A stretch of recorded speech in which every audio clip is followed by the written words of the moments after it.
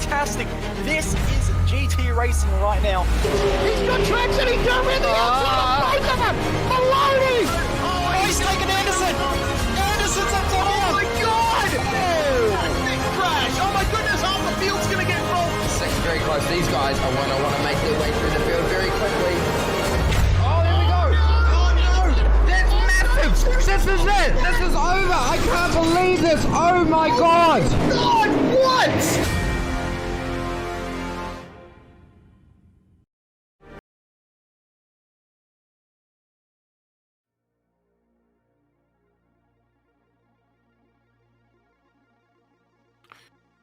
It'd be a little bit dark today, is the way that we describe the scene of where we find ourselves at this moment. The Styrian Mountains proving why they are mountainous regions and showing that there is a lot of cloud cover here on the horizon. It's cold, it's chilly, it's going to be a tough challenge today as we find ourselves with the Simworx Sports Car E-Series round 4 today from the Red Bull Ring, the new circuit here with iRacing. Wonderful to have you along for the ride here with SimSpeed TV and coverage here today of this wonderful action. I'm Jake Sperry, Nick Skarajev alongside me for the ride. A track which is all going to be about placement here today, Nick, because you talk about a place, long straights, heavy braking zones, probably the place where if you want to get track position for overtakes, you've got to be absolutely on a swivel to get it done today.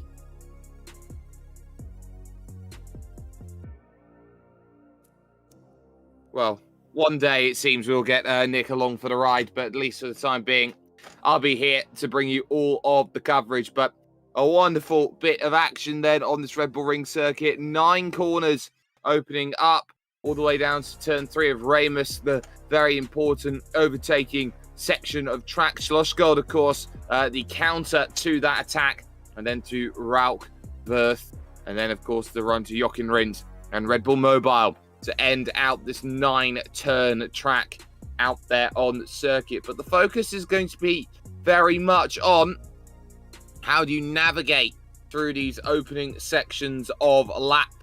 Get a lap together on the board. Caleb Hyde's currently the fastest at the moment as we go on through. But let's talk championship standings just for a little bit. See just how things are going to figure themselves out then as we go on through. There is your championship standings. Caleb Hyde's clear by 20 over Aaron Oliver. Mitch McLeod currently in 3rd position, likes of Ryan Kasha there in 4th position overall. But some good battles to be had up and down the order, and something that I'm sure is very much there, Nick. Yeah, absolutely, Spirit. Thanks for having me there. Accidentally could not work out the difference between the on and off switch on my microphone here, but I'm definitely all here. Exactly right there. Big track favoring the Brave here as well. And you're right there. It is all going to be about that braking zone and trying to gain those momentums through the corners. It's been pretty great seeing here in Styria, the MotoGP Championship coming here for two weekends, I think in the past month or so. So it's all fresh in everyone's mind. Quite a lot of people have been out here doing laps here for the MX-5. It's not a track that they do in the official series, so it's actually a bit more of a unique combination than what we've seen.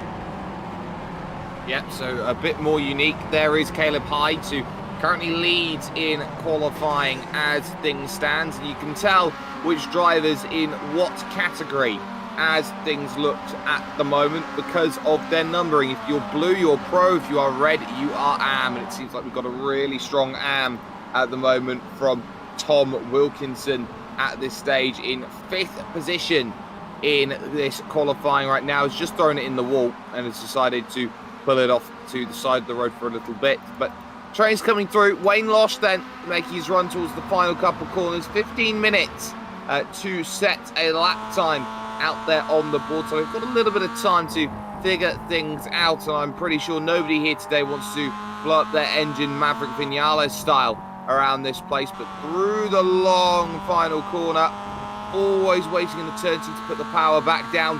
Got to be careful of off-track instant points around here in qualifying. It's going to be a tough one to put it all together. Aaron Oliver just goes third fastest then on a 1:48.3. So you're seeing now, maybe, Nick, a chance where the usual names put themselves in the hat, but still there's about half a second from the drop bear cars compared to everyone else. Yeah, absolutely there. And it is, Hyde and Mcfarland at the front there. I was actually just casting my eyes there over those points tables there. Drop bear is very much down the order here. It has been Mitch McLeod and Wayne Losh there of Team WBT and Simworx Extreme Racing there. A little bit further up there, we have seen, I think McFarland might have missed out last week. I know between here and Club Day Masters last week as well. So he's back tonight. Both himself and Caleb Hyde are absolutely out in force. Both of them last night working together in absolute perfect unison around Phillip Island. So expecting to see very much the same, and it does show they're seeing them lock out those top two positions. At least for the time being anyway. Glenwood, 888, really pushing maybe a bit too hard through the final corner. I'm pretty sure that lap is going to bring itself to a abrupt close, might be the right way to say it then. Coming over the line and doing a pretty decent job of things right now, but leading Am in the field is starting to get very interesting. Tom Huggan then puts it up into P number 7 right now. You can see the number 63 machine making that progress through the left. Not bad at all in terms of lap right up in the pointy end. And this is what we do start to see. Some drivers find that pace, other drivers don't, and it is, again, another bumper stack field with a number of drivers yet to set a time, like Brady Owen, Ashley Norman, Kai Allen hasn't set a time yet, Jack Childs, they're all there, and they're all knowing that there's a lot to work on at the moment with 10 minutes, 20 seconds to go in quali. Yeah, absolutely there, and it was also just a reference of that championship standings again there with John King, currently the leader there of the AM class, and most of the way up, I believe. Might be a few positions there. Actually, I'm not looking at the it's up there. So John King a little bit further down there in 32nd place. Currently there, he'll be really trying to get his nose forward. We are going to be expecting to see, or hopefully not expecting to see carnage. I kind of prepare for the worst and hope for the best. Hoping to see some really great action there. Yeah, it's a track though that does sometimes find the big one, and that can be a little bit of an issue. Dave Gogol on screen, 72 machine in the faux McLaren, making that big slide through a Jochen Rindt through now to Red Bull Mobile.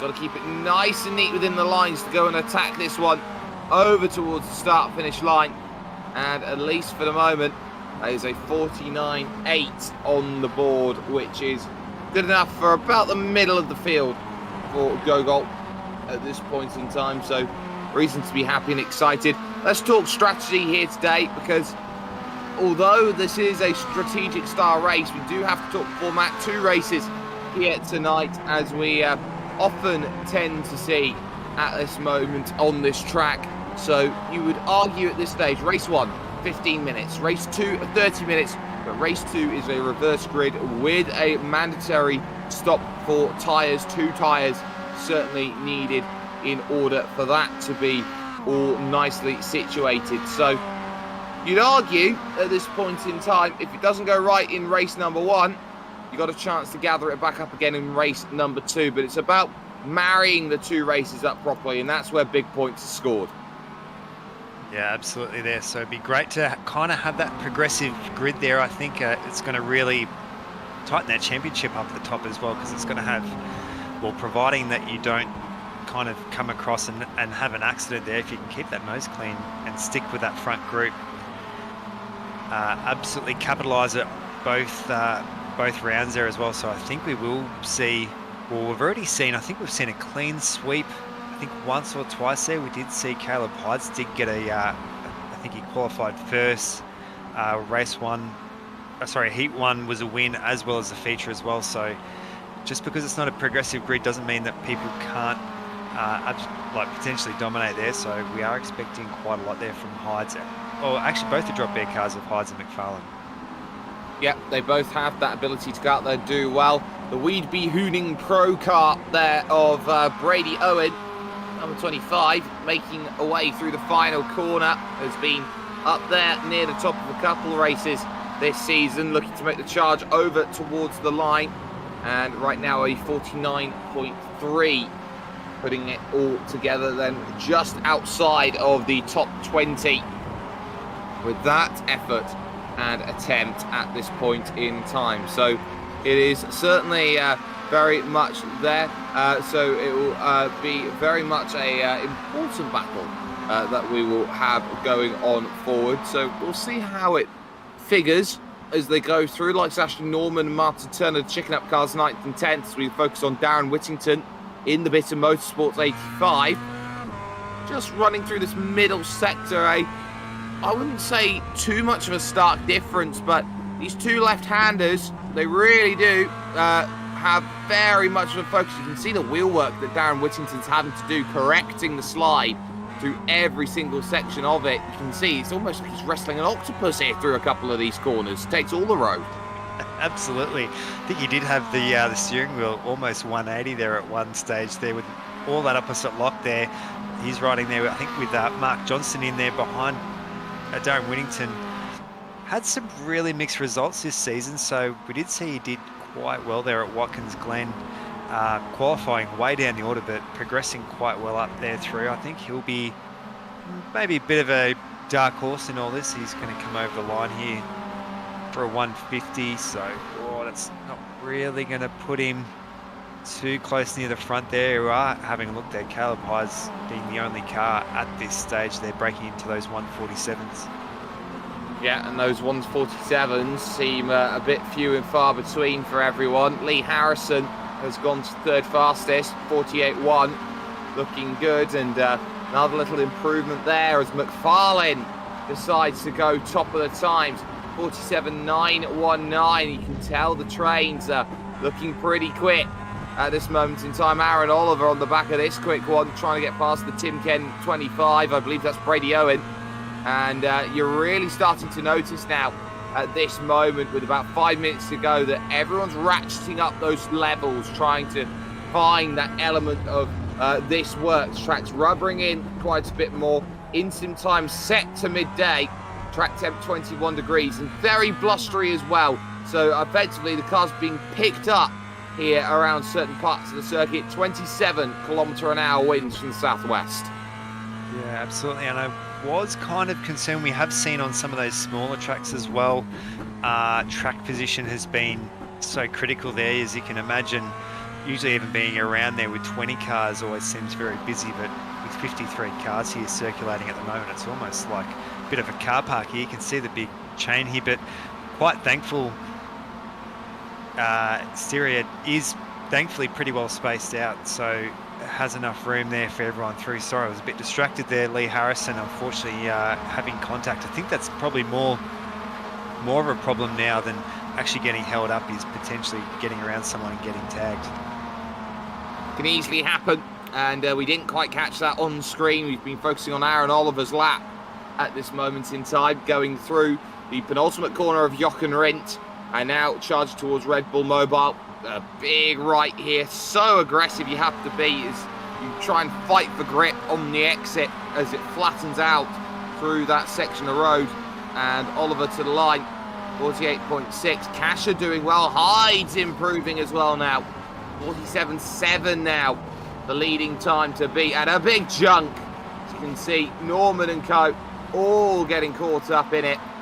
And that will be that for a number of qualifyings, you would feel, unless they get out there pretty quickly. Ben Snell, 141 team perhaps, hasn't been the season necessarily wanted for Ben, has been charging, looking for it, but the results and the luck, you'd argue, haven't gone the same way. Yeah, I would have to say with Ben Snell, he'd definitely be one to watch. Surely he's due for a win this season. I know that he's not, unfortunately, he's way down the line with the championship, just having so much bad luck. Every round it's been a tangle with another car, and it's usually find that a lot of people that are in accidents all the time, it's sometimes of their doing, but it honestly feels like Ben is just always trying to mitigate those risks, but somehow people manage to find him. It's the way it goes at moments in time. Ashley Norman jumps up, of course, into 4th position right now. Ben Snell has moved up ahead of Tom Huggan.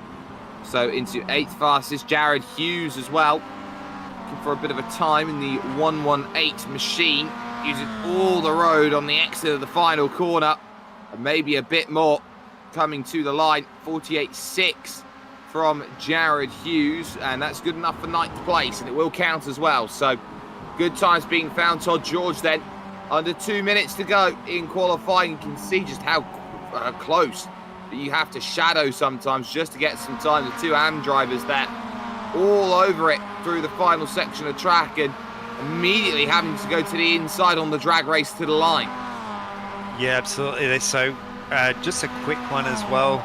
You'd have to say their race control's definitely going to have their work cut out for them tonight. Here they'll be probably having to watch the entire, or both sessions, I think, with a bit of a fine-tooth comb, making sure that everyone is behaving themselves. But one thing to note as well is those track limits as well. So they are being enforced by race control there. So turn 1, turn 3, the turn 6 approach, turn 8. And the last one, I think, is between 9 and 10, as well as the exit on turn 10. So it will be really self-governed, I think, this time around with track limits. They don't really want people just taking too much. You can see here in qualifying how much of a runoff so many cars are taking. Yeah, so a gentleman's agreement, some would say, as they charge Ryan Kasha. This might be good enough for the top right at the end.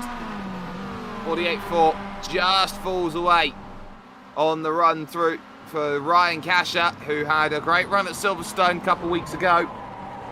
Wasn't quite the right answer that was there. Jared Hughes making a charge here. We're down to the final 20 seconds here in qualifying, and they're not going to get another opportunity after this, so this is going to be all about getting it sorted.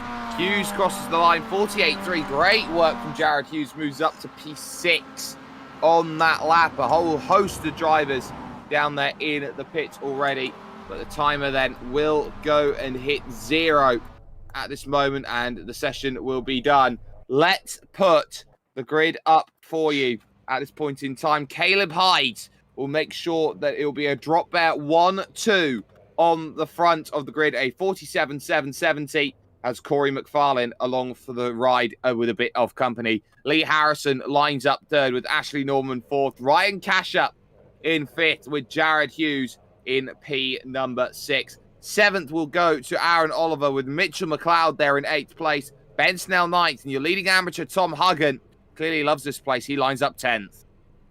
That's right there. Moz Miraz was seen there quite up the order there. Marty Turner in the second chicken up car on row 6 there. Wayne Losh, Aaron Russell, Matthew Hansford-Taylor, Todd George, Brody Cook and Damien Seagar there on row 9. And then that's 10. Anthony Connors and Glenn Wood for the top 20.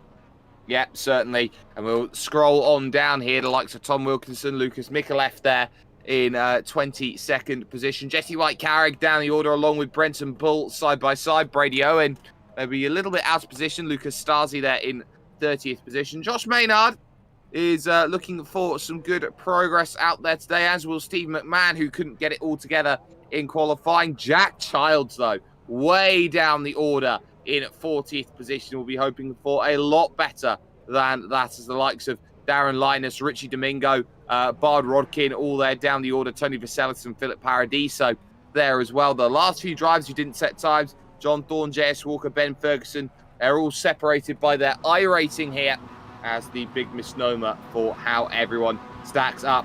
But we're getting ready here from the Red Bull Ring. There's the green flag, and they are underway. 15 minutes then, about to bring itself into play. A nice clean start then between Hyde and Mcfarland, but turn 1, very abrupt one here at Nicky Lauda. So as they go through, are there going to be any dramas here as they figure out which is the best way to go through? There's our drama. Round you go. Glenn Wood trying to funnel out to the inside, and they've just about all managed to get on through a couple of little spins here and there. Yeah, great work. Actually, we normally tell people to hold the brakes there in a spin, but he actually did roll off that racing line there, actually allowing most of the people to come through. I think we did see a few people captured there. We did see that AC Delco car there. Oh, I think that is Ben Snell again. That was a really aggressive rejoin there. That might have been maybe his own doing there. Well, for Ben Snell, once again, in a whole world of troubles, back in the wall a second time.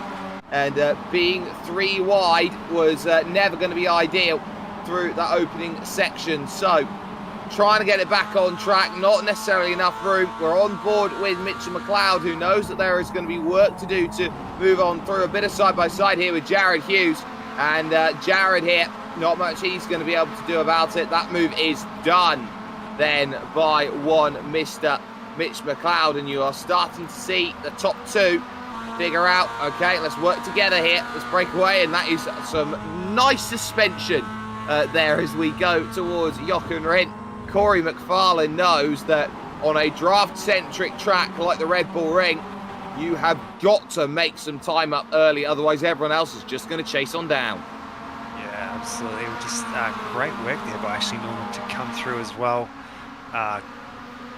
Such a really good run there by that drop bear car. Wayne Losh onto the straight there. Sorry, it's as you can imagine, quite a lot happening there. I think we did see Glenn Wood had spun around there as well.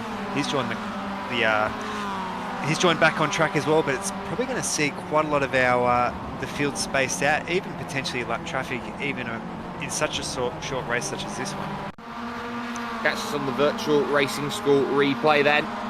Final corner, and that's how easy you can get tagged. There's a heavy hit into the barriers, and with the iRacing new damage model on these cars, you take a hit, you're going to lose a lot of speed after a heavy amount of contact like that. But front 4 forming at this point in time. You got Lee Harrison there in 4th position, Ryan Kasha, Corey Mcfarland and Caleb Hyde. There goes Mitch McLeod here at Slushgo Corner down the inside, but an argument all the way with Ashley Norman. That chicken up car is really trying to hold on to this one here, and you've got the likes, of course, of Jared Hughes trying to get back into play through the big, long left of Rauch.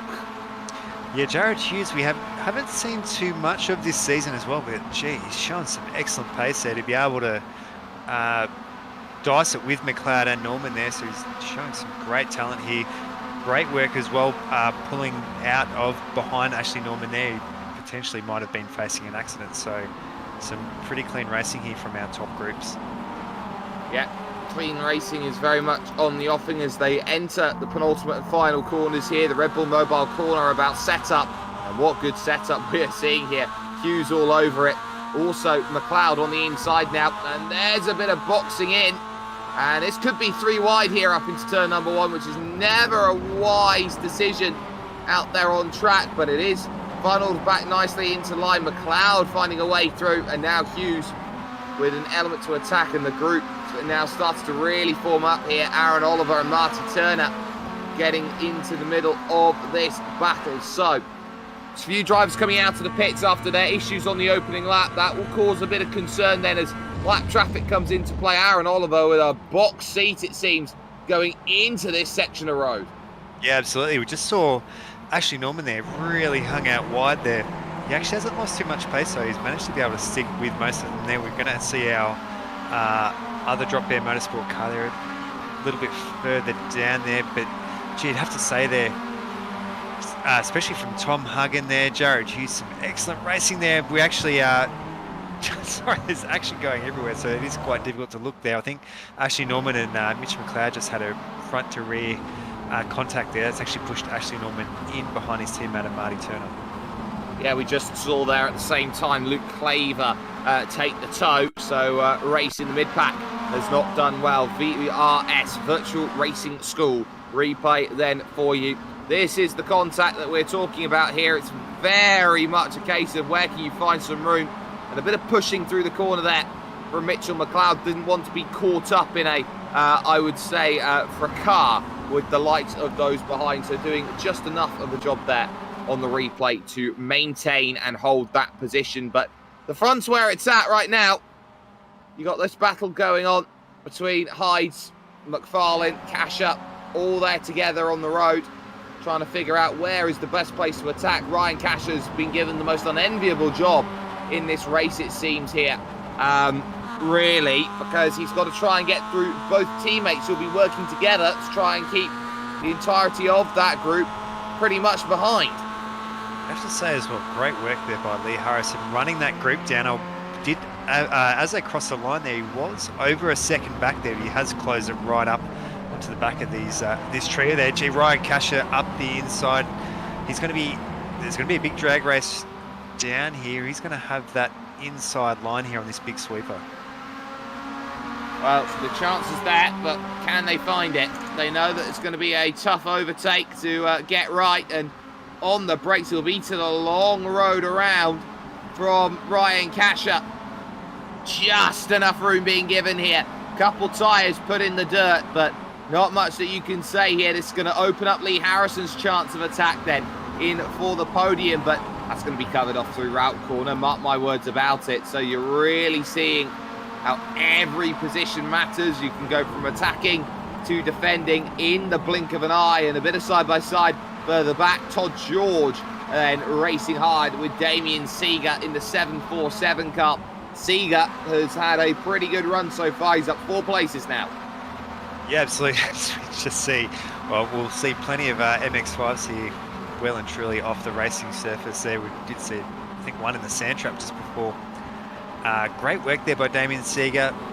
Such a stacked field, as we were kind of talking about there before. So to be in that top 10, such a good effort there.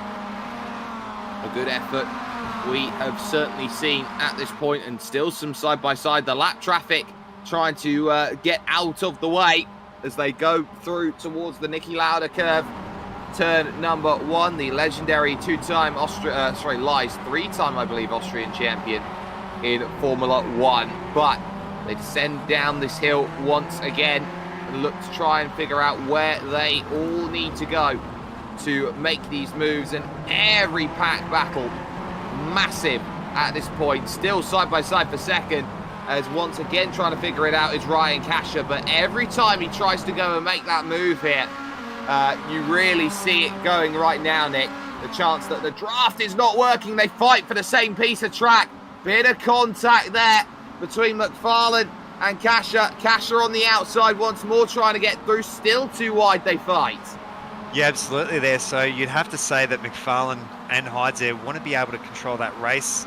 But if Kasha can slip through, it's actually going to have to put Mcfarland there on that back foot. You can see there Kasha getting that move done there on that huge left-hand sweeper there. I think Mcfarland's now going to be in a fair bit of trouble, because he's going to have Lee Harrison, who has bridged that gap through. Also someone that's bridged a gap as well. Jared Hughes is broken away from Oliver and McLeod there. We actually just saw a bit of front to rear contact there between Oliver and McLeod there. Oliver there with that little bit of damage on that front. It was a pretty heavy hit there. Oh, super, super wide by the one of the chicken up cars there. One up was also on the inside. So I think Oliver's actually going to be really struggling now for the next 5 minutes or so. Well, that was really aggressive. That was Matthew Hanson-Taylor down the inside, picking up the move, getting up to 8th place. He's been super aggressive this race, trying to figure out exactly where he needs to be. But there is Lee Harrison starting to drop it. But look at this attack coming back. There's not much you can do. Mcfarland versus Kasha continues here. On the run to Ramus once again. On the brakes, getting nice and forward through the corner. It'll be picked up all the way through the exit here. And this is a cover left, cover right situation for Kasha. But ultimately, you can't cover everything off here. Mcfarland again getting into the prime position on the racing line. Charging through to that next corner. We're down under 5 minutes to go. And the pack behind Mosmoroz and Co. still starting to have their battle. Look at this, 2 wide, nearly 3 as they go through. Aaron Russell knows how to defend, does very well to do so. Moroz running a bit wide, and Marty Turner trying to get back into the rhythm of things, getting a position back again. Yeah, absolutely. I think these 3 or 4 have all been running 3 abreast through so many of these corners as well. Great work there by Aaron Russell to push up ahead. Not an easy task, especially in these sprint races. It's a real you're exactly right there shown by a lot of these drivers. You really have to be aggressive there to try and shuffle your way up to the auto. Obviously with this feature race can be a little bit more about strategy, but here it's pure, all based around attacking. Joel Proctor on the attack now. Brody Kirk in trouble. Bang! There's the hit. Brody Kirk and Joel Proctor both finding the barriers after a huge accident on the run to Jochen. It can happen as quickly as that. And that is the fine margins we continue to talk about in a series like this. You have got to be very alert. It will give them good results then for that final race of tonight, that 30-minute feature. But the one thing that you can definitely say about an incident like that is that it does not help as we catch it in slow motion. Really, Brody Kirk just closing the door too much on Mr. Proctor. There's not much you can do about or say really about that. Yeah, absolutely. Very lucky there that there wasn't too many cars in behind. That was such a heavy fall there. So are seeing actually Hyde's putting in a bit of a gap there around that 8/10 mark there at the moment. So Kasha will be defending. So maybe that's how Drop Bear wanted it all along there. Maybe if Mcfarland can keep Kasha on his toes there, it's going to hand it to Caleb. We have seen Hyde's so strong in the official series as well as the starting round. This could just absolutely add to his championship campaign. We are have a look there. I think that might be Anthony Connors there on Ashley Norman. Oh, sorry, Aaron Oliver there, struggling with that front damage. That will affect his top speed there. Doesn't seem to be affecting his suspension at all. Chicken up car there, not as much damage, actually none at all. None at all. So Chicken Up car's looking pretty good at this point in time, attacking towards the final couple corners, pretty much side by side. They're both going to take the extended route as they go through. And if you've got those instant points, you use them as they continue to battle. Losing the back end is Aaron Oliver somehow through the road. Norman completely incensed over the radio. What on earth was that, he says. But somehow they're all there. Now an issue for Ryan Kasha through turn one. He's now dropped back into fourth position, just being too greedy. In fact, no, more than that. You see the smoke? That's what a blown engine looks like. Yeah, so what has happened there is, whether he's absolutely what you mentioned before there, Maverick Vinal is maybe bouncing off the limit. It does look like he might have changed gear and maybe missed a gear down, which it does look like he's done that. He's obviously dropped it maybe in a first gear instead of second, so he'll be absolutely kicking himself there. He still needs to get around the circuit and finish. He's still going to have a couple more laps there. He's not going to be able to roll around. No, he has towed the car. Battle going on 8th and 9th. We've got 2 laps to go here at the Red Bull Ring. 1.5 now as they figure it out. Brilliant scrapping here in this mid-pack. Turner, Moroz is there. Oliver, Huggard, Allen, Proctor, Wilkinson, George. They're all there. They all want points. They all want big points as well as they go through. And there is Ashley Norman desperately trying to bring the car home, but it's not a guarantee at this moment in time. But Caleb Hyde, your championship leader, is out there in front at this stage. There, of course, we did see Jack Childs for a moment, but that is the margin over Lee Harrison, who's fought hard on this lap to get to second.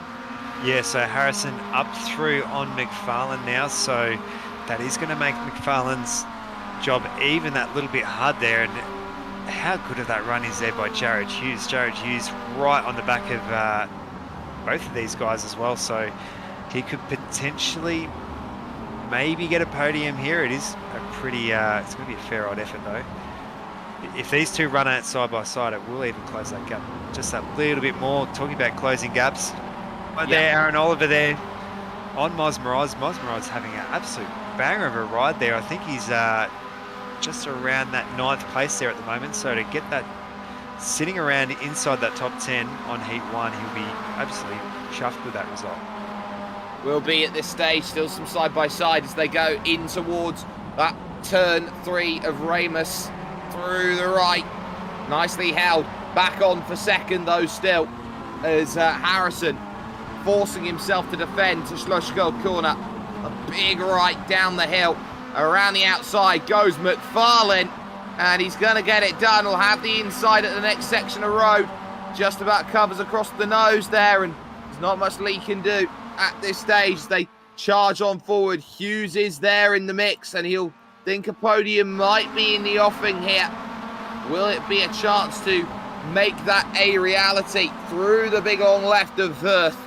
And now just one big chance to attack remains, and that is the run up the hill here, and then back down it towards Jochen Rindt. The charge is there, second, third and fourth positions, but they're not going to quite find the attack that's available through the big, long right-hander. Just in front of them, of course, is Caleb Hyde, who has led this race from pole position, leads the championship outright, and it's these results which get him more of a buffer. Great win from Caleb Hyde, a 1-2 for the Drop Bear team, and every reason to be excited as they all charge their way over to the finish. Yeah, absolutely. Those two just showing how dominant they can be and how powerful that teamwork is working together there. I think that is Darren Whittington. Maybe we always see so many black and yellow cars come through. Gee, that was a close finish there between those two. I think that was Aaron stolen it. Yeah, Aaron Russell there by about 1,000ths of a second or so.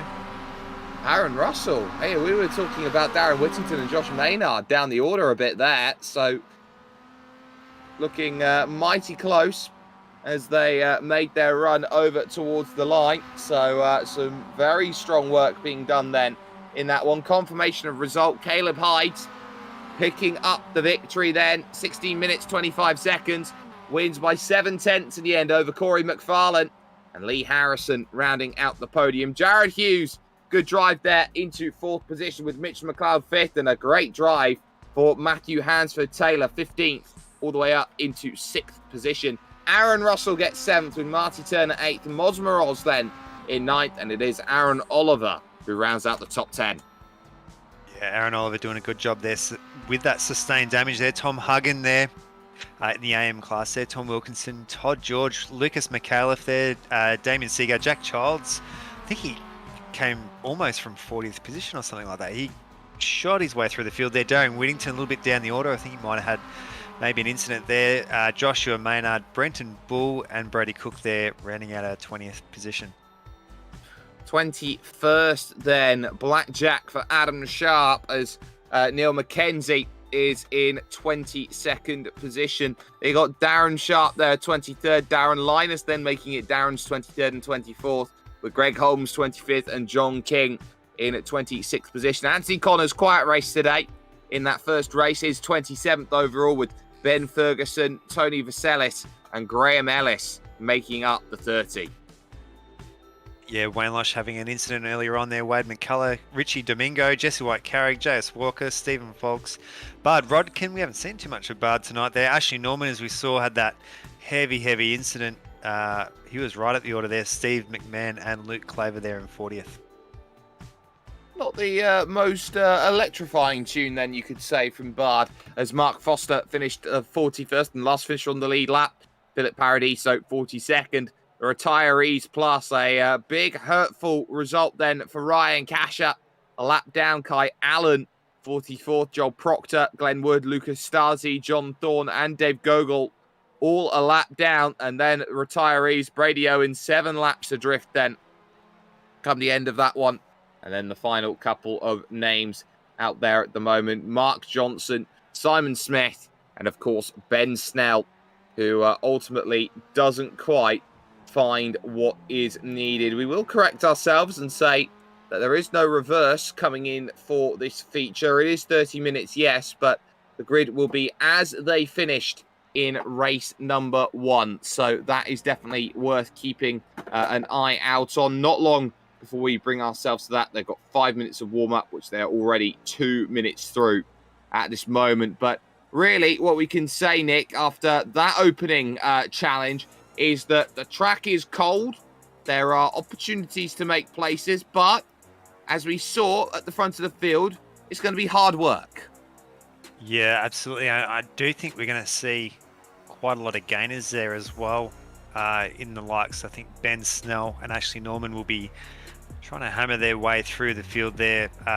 both of them, probably in particular there for Ben Snell, not really too much of a championship to worry about, so he'll be pushing super hard there. I think a win's probably a bit unrealistic there, but maybe just to have at least a little bit of a go and have a bit of fun here in this feature. Fun, very much going to be a part of racing, always has been, but on top of some quote-unquote fun, they've got to be aggressive at this moment. So now what is it going to be in terms of this sort of race? Everybody knows that they have got to be scoring points. Caleb Hyde is in the perfect position right now to make that a reality, but again, Drop Bear are going to make life very difficult to go and make some moves and to make things happen. Top three in that race remained unchanged as they came to the line, which indicates it's going to be difficult, but they've also got that added element of double the distance and then the strategy card. They all really do play their hand. Yeah, absolutely. You'd have to say there, if you're Lee Harrison, would be almost impossible trying to run those two down. So maybe if he can do it off the track there in the pits, that might be his edge there. So maybe trying to either go for a sharp overcut or an undercut. Not a safety car that we have to worry about this time around there. So it's going to be a straight up flag to flag. But you'd have to say with Harrison, maybe try and go for an undercut. Definitely try and do a different strategy to the two Drop Bear cars. Would seem likely. There are cases, though, of dealing with a very tough pit entry as well here. Really, Nick, because you look at this place and you see how aggressive you have to be out on Jochen Rindt to actually get it down to the inside and not get a pit lane penalty for an unsafe pit entry. And then it's a really late commitment cone as well to actually get it stopped. So a lot of drivers are going to be really aggressive trying to get into this lane. Yeah, absolutely. You'd have to say lots of communication will definitely be encouraged. Definitely giving your fellow MX-5 enthusiasts plenty of time there to make sure that they're well clear of you. As we see, I think one thing to note as well is that pit lane entry is quite fast as well. So hopefully we don't see not too many nose-to-tail incidents out on track, but as well as they reach those two yellow cones. But we are now in position. In the next 5 seconds, we'll be taking ourselves back down to the grid, figuring out where everyone's going to stack up. It will be exactly as the results were. So you can see Caleb Hyde will be on that pole position. Mcfarland second, Harrison third. Mitch McLeod there in fifth with Jared Hughes fourth and Matthew Hansford-Taylor in sixth position. Aaron Russell, Marty Turner, Moz Moroz, Aaron Oliver. That is your top 10 that they will figure out. Leading amateurs going to be interesting to see who is going to be gridded up in that position. I believe it's Tom Huggan again in 11th position. So they will all have that work. You can see a whole slew of red there in 11th to 14th. Wilkinson, Georgia, and Micallef are all going to do a big amount of work to figure themselves out. You can look down the order. You can see everyone is going to be very much nervous here. This 1 minute grid up process. Get themselves into place, into a ready position for this feature. Let's see how they will all figure out at this stage. The likes, of course, of Hyde, Mcfarland, Hughes, they're all going to be there. You've got to be aggressive, though, off the line. Lights on here at the Red Bull Ring. And those lights, well, they are out. And we've got 30 minutes in the mirror. Let's get ourselves underway. Pretty decent starts all round as they figure out where to get into line. Aaron Russell maybe hoping for a bit of side-by-side with Hansford-Taylor on the run in towards turn number one. Some looks already coming in there. The likes of Childs there, for example, being attacked on the inside, but nicely sorted. They will all go through without too many dramas, and it's nice to see a clean start then as they descend down the hill for the first time. Harrison immediately trying to figure out where to attack then. This is covered nicely on the inside. There goes Jared Hughes searching then here at turn number 3 and gets it done almost on the inside. We'll have to fight all the way though. Yeah, that was a big slide there from Corey Mcfarland. It's actually pushed him back into the hands there of Harrison and Hughes there. Just giving that little bit of an edge there to Caleb Hyde there out in front there. Wayne Losh is trying to cut his way through the field. Oh, it's such a big run down this hill.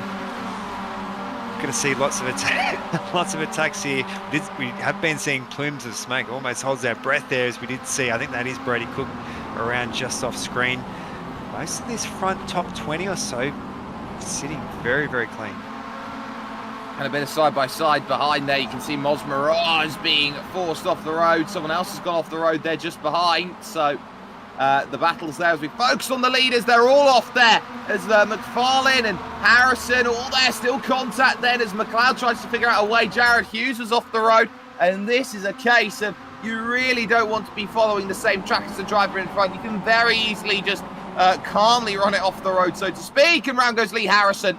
So Lee Harrison going for a huge amount of issues. Aaron Oliver's taking the early pit stop, but just like that, another one goes around. That's one of the drop bear cars. So some disasters here on lap 1. Yeah, absolutely. You'd have to say there, McLeod, with absolutely nowhere to go there, and we might have to, once it comes down a little bit, cut to a replay if we can there. So Harrison forced into that early pit stop as well. We did see Aaron Oliver, I think, coming from a little bit further back there, also going in quite early. That has actually hung, does look like Mitch McLeod very well up the front there, as well, as we see. Wow.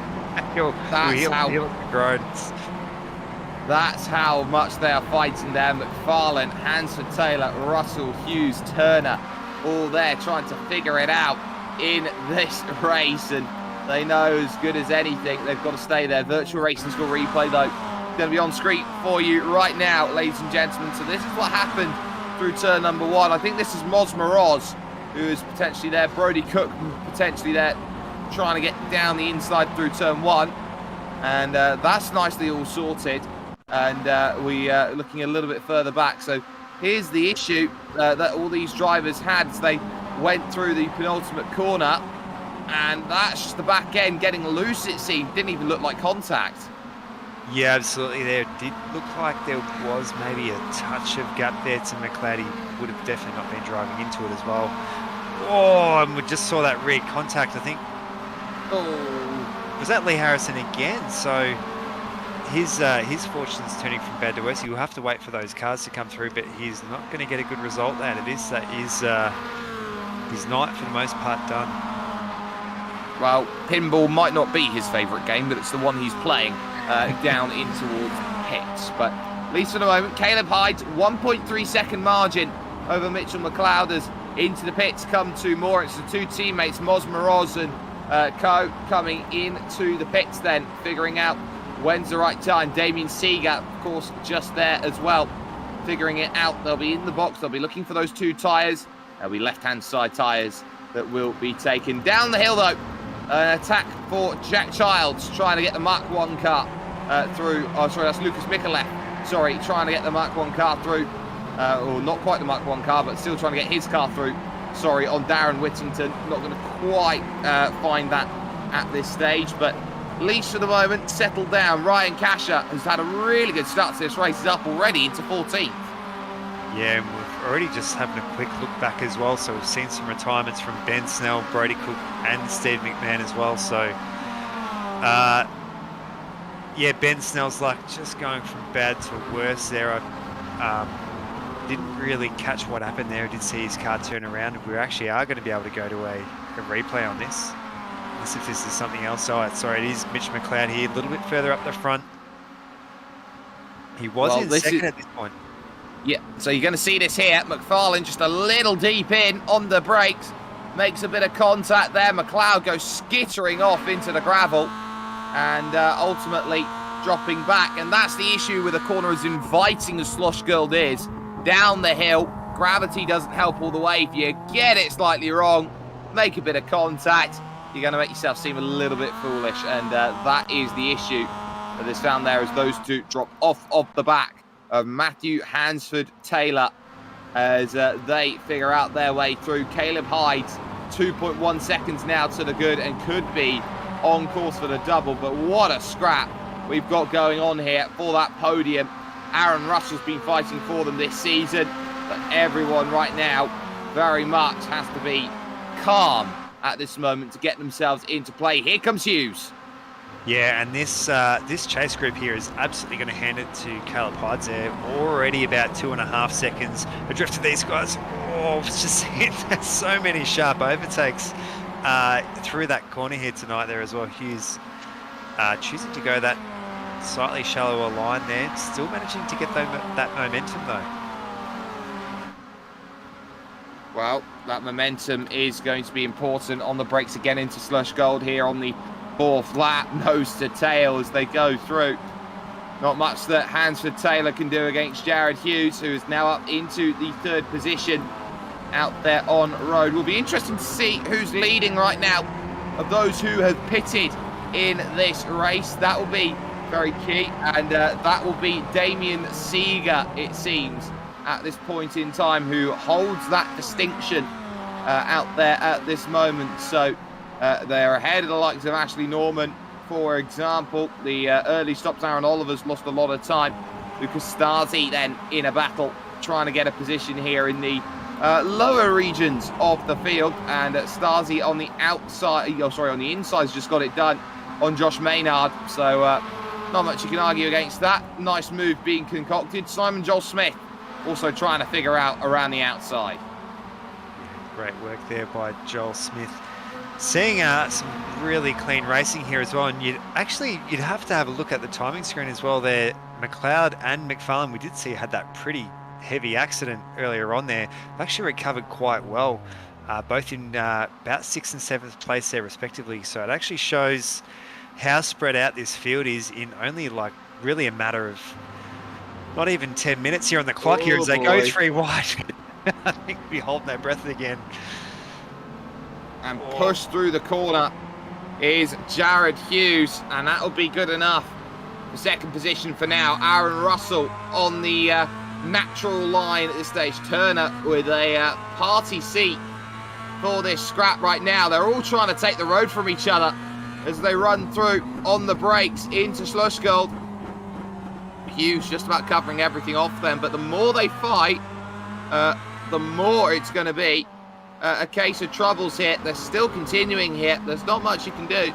You're Russell and Hansford Taylor, and it is going to be Aaron Russell down the inside that makes it happen. But look at that gap, 3.7 already. Yeah, and you can see there as well, Aaron Russell just choosing to hold that center line the whole way through there, making those other cars there having to give out.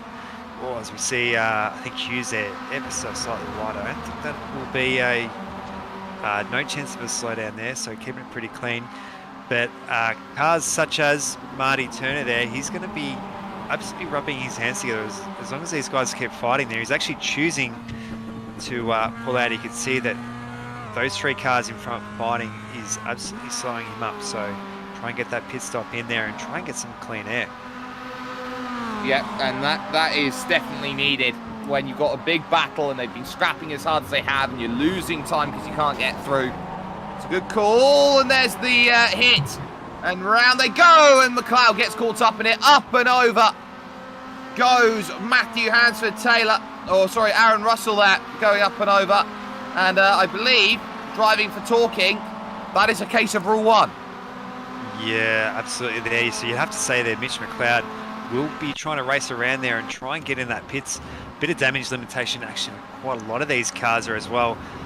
And who is in 5th place as well? We are catching a replay here. Watch Ryan Kasha there. Look out for that white car. I think see him come through right about now there. There's Ryan Kasha coming through. He's come from, I think, 43rd or 43rd position. So he's up into 5th place there, up 38 positions. Obviously, we have seen a few cars now take the pits, but what a run there. 10 minutes, about almost 40 positions in 10 minutes.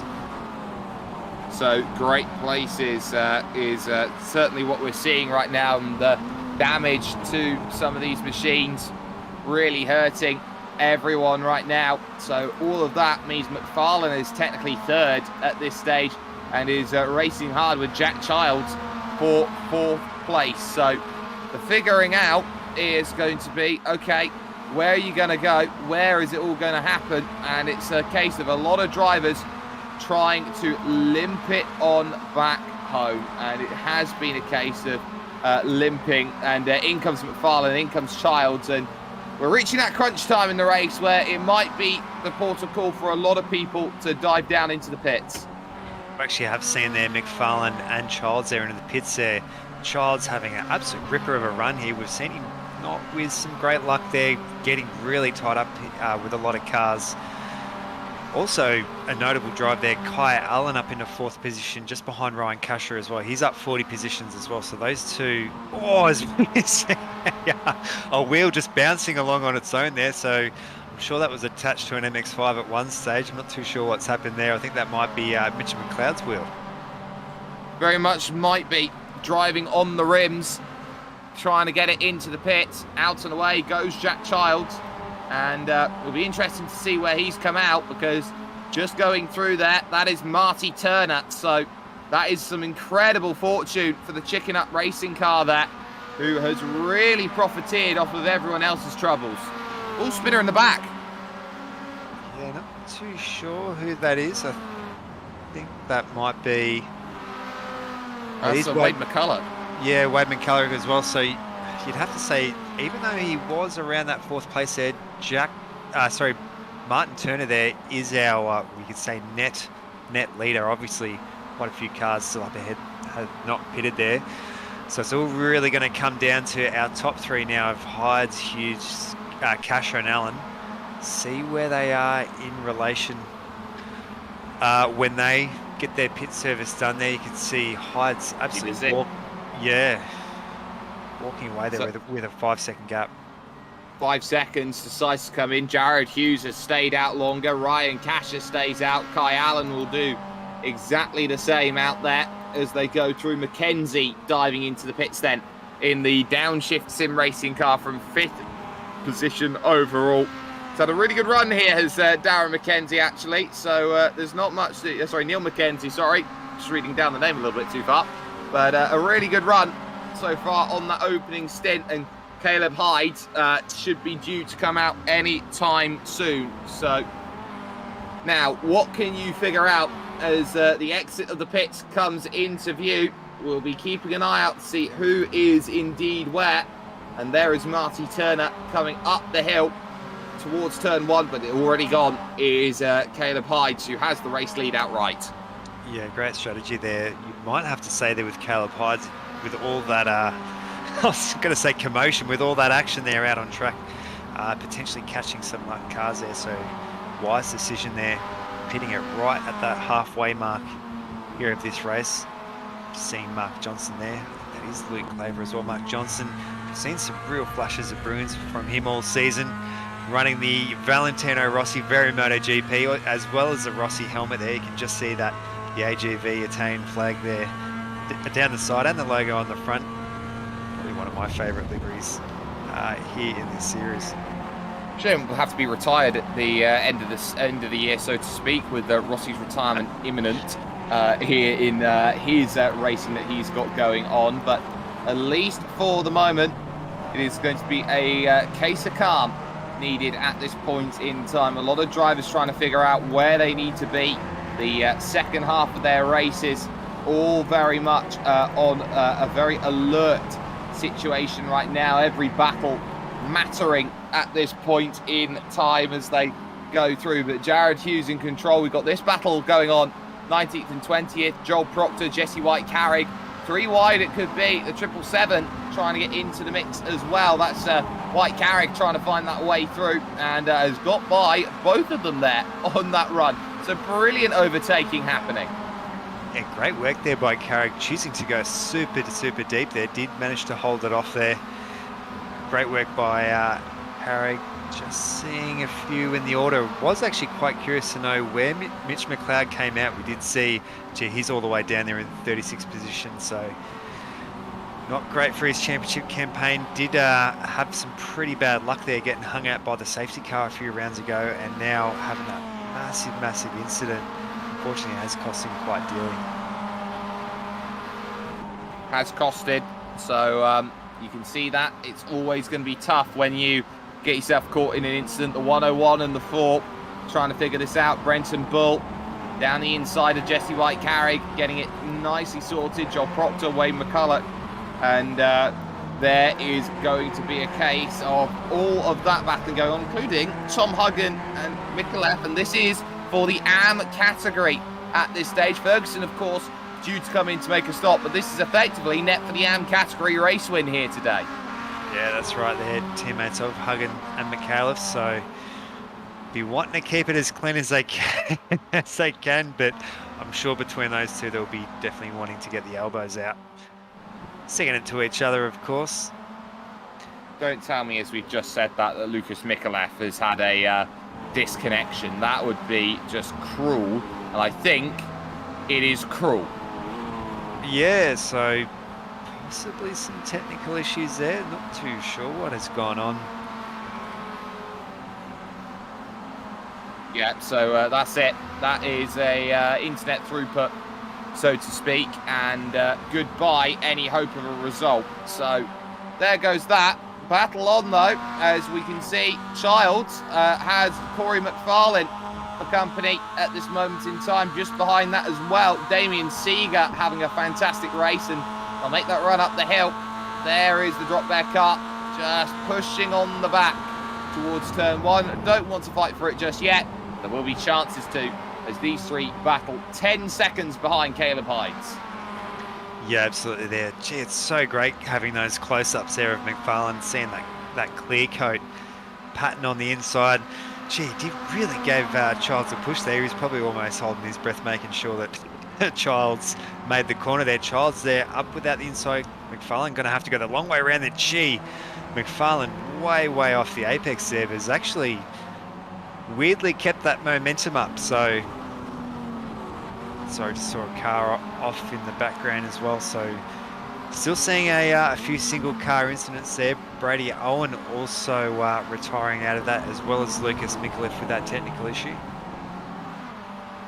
Yeah, so those issues still coming into play. We've seen how at turn 3 at Ramos, it's been so loved by Corey Mcfarland outside line. He'll try the outside this time through Rauch corner. Very difficult to hold it there. Still trying, but he's going to wash out through this section of road, and it is picked up again by Jack Childs, who is really having to cover every single moment and every single move.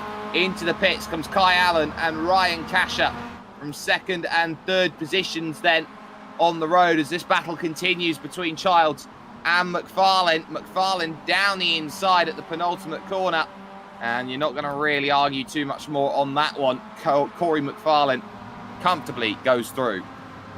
Yeah, absolutely. And you'd have to say these two fighting up, playing into the hands of those behind it, is every time they take big moves like that, really slowing it up there. So we are seeing Kasha now out of pit lane. Oh, as we just see those three that we saw fighting before. So our group of three is now going to be a group of four there. Kasha with maybe slightly colder tyres there. He's going to have that little bit of a grip advantage in this little bit of time. Yeah, so he's now going to have to try and get up to speed and run away through the gauntlet here. Every position is going to matter late on, especially with Kasha on the recovery drive, as he has showcased over the course of this race so far. So will this be a case of Kasha up into the top 5? Is really looking punchy at this stage and might try, even now here at Schlossgold, to attack on Seeger, looking for the inside. Seeger really deep in on the brakes, covers it off. Yeah, absolutely there. Sorry, my timing screen has gone a little bit haywire there, so trying to see where Kasha was sitting with all this. You can see he is quite well up the front there at the moment. They're picking them off one by one there. Going it's actually holding him up here quite a lot, actually, between himself there and I think car 47. So he'll be pretty desperate to try and get around there. You can just see that gap there visually opening up. Damien Seeger. Jared Hughes in the pits, takes his 2 tyres and will be due off and away again in the next couple of moments. Still taking a little bit of something in the stop, it seems. So that is definitely worth keeping an eye out on. Caleb Hyde, of course, has already gone through But Jared Hughes is just behind Marty Turner, and I think he's just going to come out ahead of this group here, which contains Mcfarland. So going through turn 1, he will struggle to get up to speed.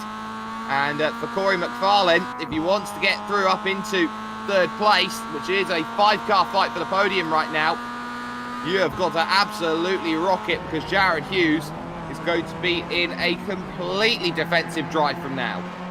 Yeah, absolutely. You have to say, great run there as well by Damien Seeger to be up here so far. We knew Jack Charles there definitely has a lot of pace. It's just not had so much great luck there. He is quite aggressive when it comes to attacking as well. So we have seen a few incidents from him some of the previous rounds there. Mcfarland up the inside. We did see only a few laps ago there. Really enjoyed attacking from that outside there.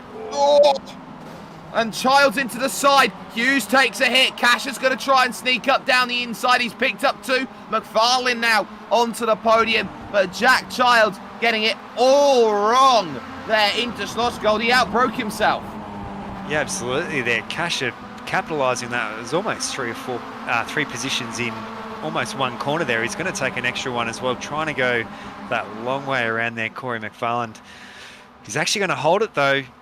So Ryan Kasha almost from almost last on the grid there, absolutely fighting it with these top cars. So the fight is very much on. They go through the big right there of turn number 9 at Jochen Rindt, and the Factor Fire car now on the podium, but not guaranteed, which is the crucial matter of fact here in this one. You got Childs there, Mcfarland. They're all going to try and figure it out amongst each other, because they've let the gap go to Marty Turner in 2nd position by 6 seconds, who he himself has let the gap go. What a mid-pack this is at the moment right now, with the 81 of Anthony Connors pretty much full fire on defence here, as there is one Mitch McLeod trying to find a way through. Yeah, Mitch McLeod definitely in that damage limitation there, sitting around, I think as they come to the line last time was around that 21st position. Seeing it run so wide, so wide, leading a massive train. So he's going to have all kinds of headaches here. I think there's almost, I think you have to almost count 15 cars or so. Yeah. Many cars in the battle. Yeah, it would be a collective noun of MX-5s. Yep, many of MX-5s in this scrap right now, and it's still going on for the podium as well. Let's not forget that, because Kasha has lost the place now to Mcfarland, and Childs is trying to find a way through. And that'll be no dice for the moment. Trying it though is Jack Childs. So that is going to be an awkward battle that continues on. They have dropped Jared Hughes from this group, but Damien Seeger here just staying patient, just waiting for the chance to appear. Yeah, absolutely. When you consider how much action that we've had on track there, it only takes a very minor mistake from these 3 in front of him there, and he could absolutely be potentially have 1 foot there up on that podium with a potential 3rd place there as well. It does look like there's a couple of lap cars ahead, so hopefully they won't play into too much. I'm sure Corey Mcfarland there will be on the flash of the lights. So we're going to see Ryan Kasha pushing him all the way up the hill from behind. Not quite getting it into turn 1, but that was never the setup. 5 minutes, 20 seconds were on the clock just then.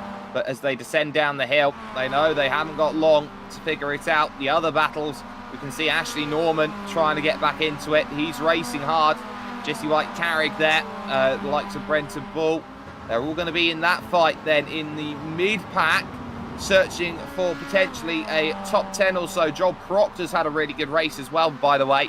45th up to 11th, as McLeod has made his way through in that massive slew of cars, but the battle still seemingly continuing here as Luke Claver tries to attack for the inside. Yeah, absolutely. So just catching off screen there. I think that lap car was playing into the hands there a little bit of Mcfarland. All 4 of them are through now, but we are catching up with the live pictures there. McLeod usually the one on the attack there, having to defend super defensively. It's almost going to be 3 wide again as they come through. He's going to have to sit very wide there. Thankfully, having to take a bit of a really wide line there, making sure not to get caught up there as we just catch up a little bit further up the field there. I think Jack Child's there, off into the grass a little bit. These four are still absolutely inseparable, as you can see. Kasha right on the back bumper there of Mcfarland. On the back bumper, searching for a move, and it's not going to be there through the final corner at Red Bull Mobile. But again, it's about positioning, and are you positioned correctly to go and make an attack? Is there a little look here and there? Mcfarland, Kasha, Childs, all there. Seeger in the mix, as Jared Hughes has really dropped off the back of the pace at this moment. His damage is systemic right now, and he's behind Tom Huggan out there on track as Todd George has just made the pass. So it's going to be a really hurtful final stage for Jared Hughes, as he is just going to drop place on place on place. Yeah, absolutely. So just having a little bit... Oh, sorry, Ryan Kasha.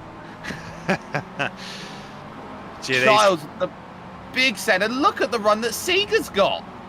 Yeah, that's it. It's all about capitalising on those mistakes there. So Seeger's going to have that inside run. He actually got some quite good momentum trying to get up the inside of Ryan Kasha there. He's going to have to just break a little bit earlier there and pull out of that. Child's there, hung out to dry. He's going to have to slot in behind Seeger. Certainly is, and I just noticed that Marty Turner missed his turn in at turn 3. There's a spin up at the top, turn 1. Darren Linus has found a bit of troubles out there, so definitely not ideal in the circumstance. But the battle for the podium is the one we focus on right now. There'll be 2 laps to go when they cross. Mcfarland absolutely in full defensive mode. Ryan Kasha's trying to figure out a way to make this one work.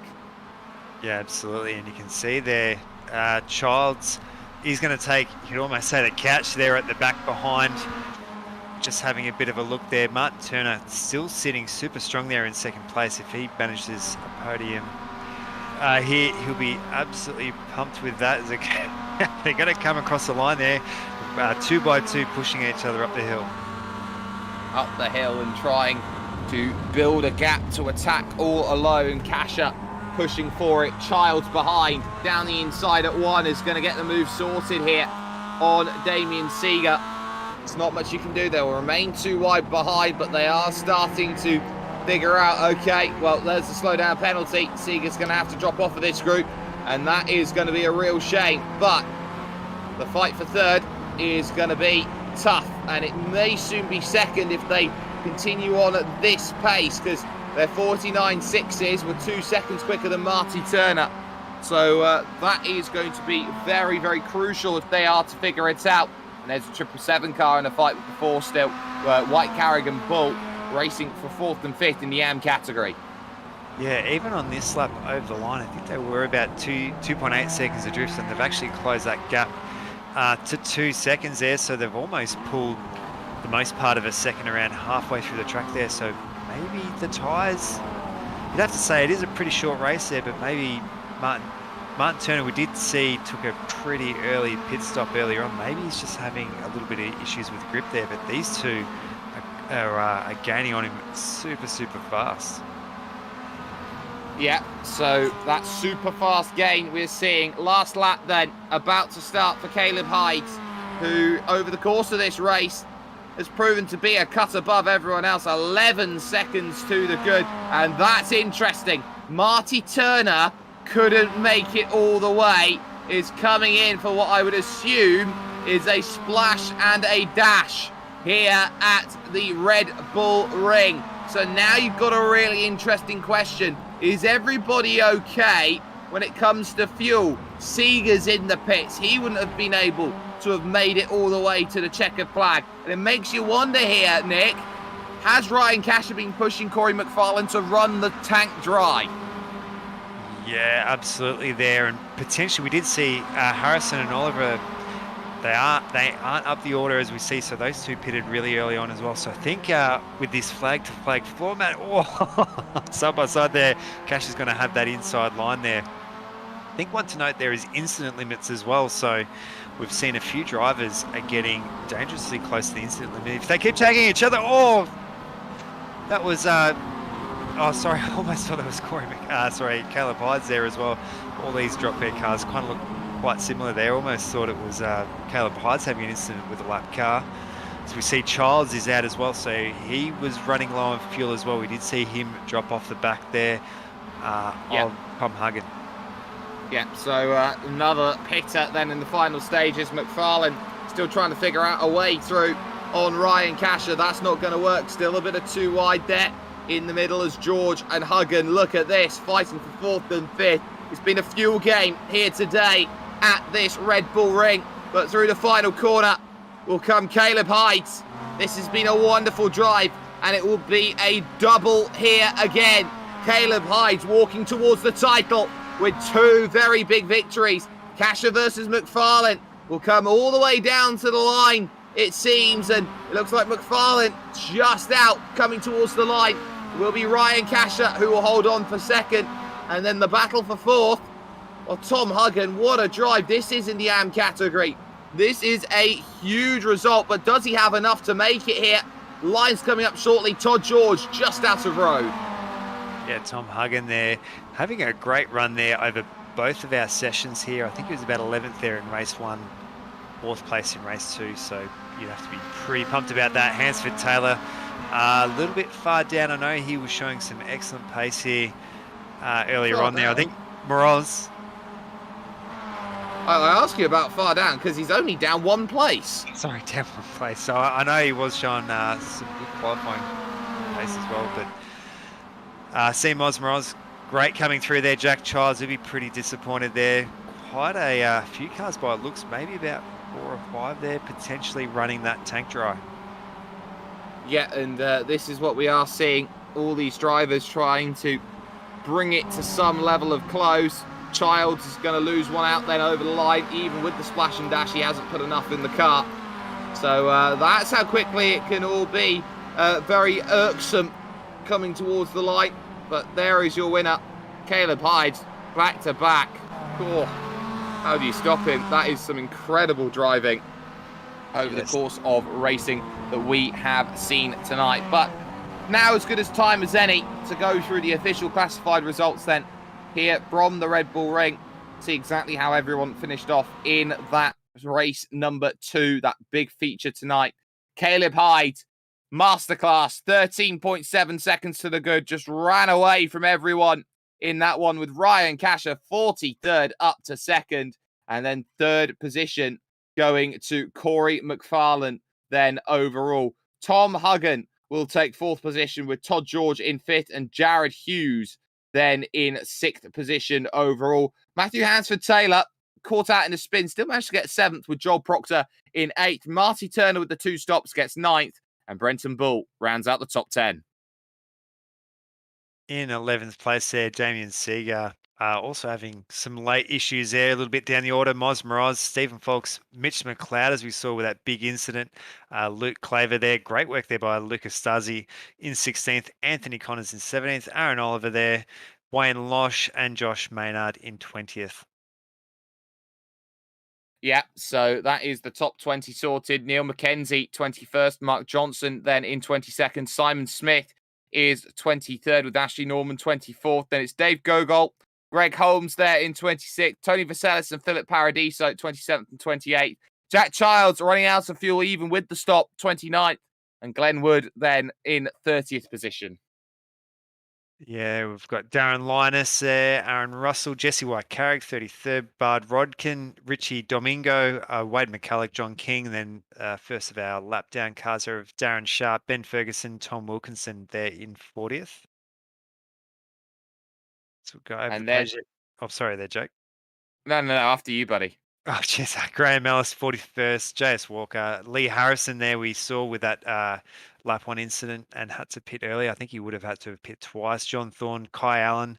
Mark Foster, also one of our cars quite at the championship there in 46th there. Lucas Micallef, Adam Sharp, Darren Whittington and Brady Owen there in 50th. And then the final few drivers who didn't make it through, Brody Cook, Steve McMahon, and Ben Snell once again. So the issues very much forefront of the mind as they tried to figure out exactly what they needed out of that race. But few drivers found themselves in a world of trouble here today around this Red Bull Ring. A few others maybe not so lucky. Some just had a dominating performance. Caleb Hyde joining us now here in the commentary box. Post-race interviews coming into full play. Caleb, 2 wins, 2 very, very comfortable wins, you would have to say. And one of these races which puts you firmly in the title picture and the driver to beat. Yeah, no, it was really good. First race was a little bit more difficult because all the guys were really close. But that last race, I don't know what happened there about quite early on. It looked like there was an incident or something at turn 1. And then I was able to get quite a good gap. And then as the race went on, I was able to just continue building that gap, and yeah, it was good, so happy with that. So the gaps that you were able to get was certainly something out there. Let's just talk about how tough this track can be out there to race. It seems like a lot of drivers behind you ran into a few troubles here and there trying to get it home. So with a gap as commanding as you found there in that feature race, just building the gap slowly but surely from the front, everyone else behind making their stops, making mistakes. How much is it a focus on just running this track when you know that this is a place which is very fruitful for incident points?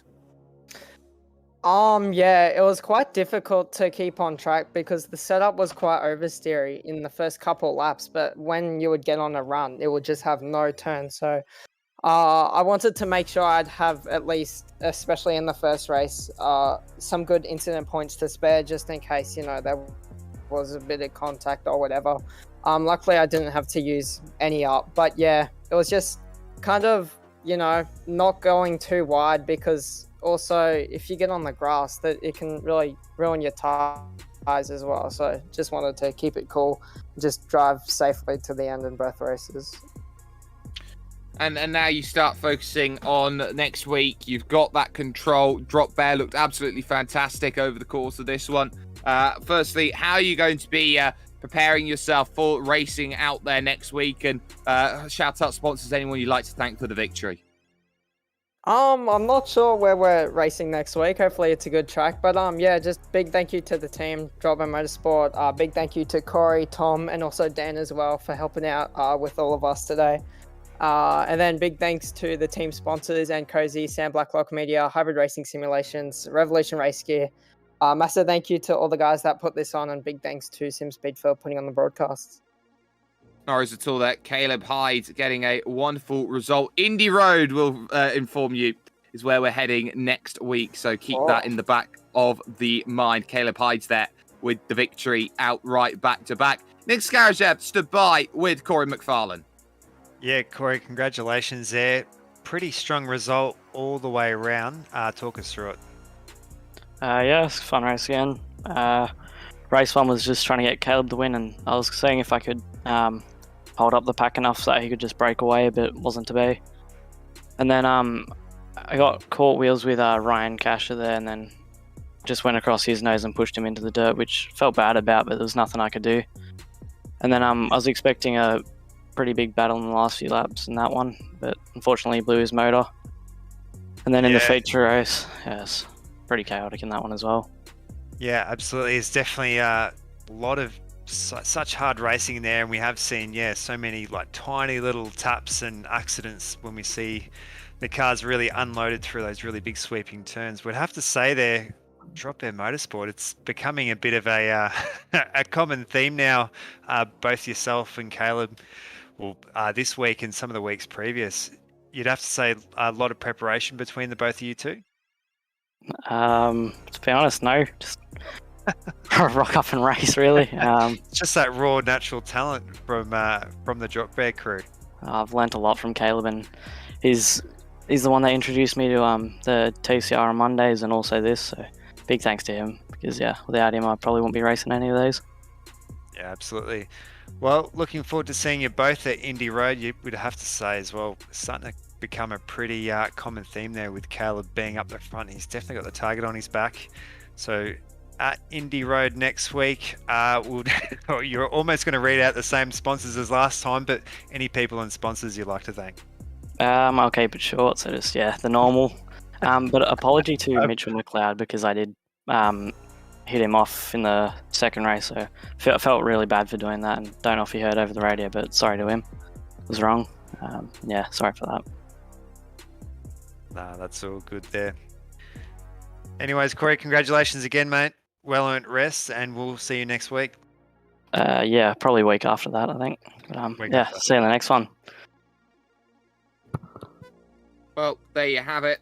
Mcfarland there. We've had conversation, of course, on top of that from our very good race winner, Caleb Hyde. 2 big victories. And, of course, Indy Road is the next port of call we will find ourselves at. You can catch it with us. Both races with SimSpeed TV. If you haven't had the chance to already, you can like, you can share, you can subscribe for more amazing content brought to you by us at SimSpeed TV. Huge slew of sponsors to get through and thank. Firstly, to the Virtual Racing School, who have been on the replays for us here today. And, of course, the entire list that goes through here at this point in time. Phoenix Smokers, Rinaldi, Extreme Air Conditioning, Automotive Towing, Palmer's, Now Global Logistics, KP Tech, and, of course, Simworx Race Simulators. This has been the Simworx Sports Car E-Series. It's been another Drop Bear Masterclass, but the class now heads to 16th Street in Georgetown. Indy is the next port of call, a yard of bricks and a bit more to figure out where the points will lie. We'll see you 1 week from now as we bring ourselves action of that on the horizon.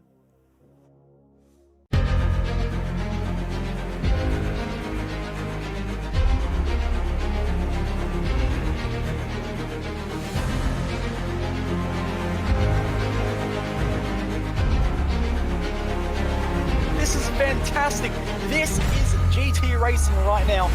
He's got traction, he's got everything outside of both of them! Maloney! Oh, he's taking Anderson.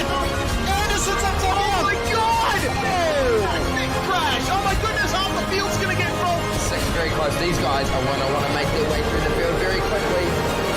Oh, there we go! Oh no! That's massive! This is it! This is over! I can't believe this! Oh my god! God, what?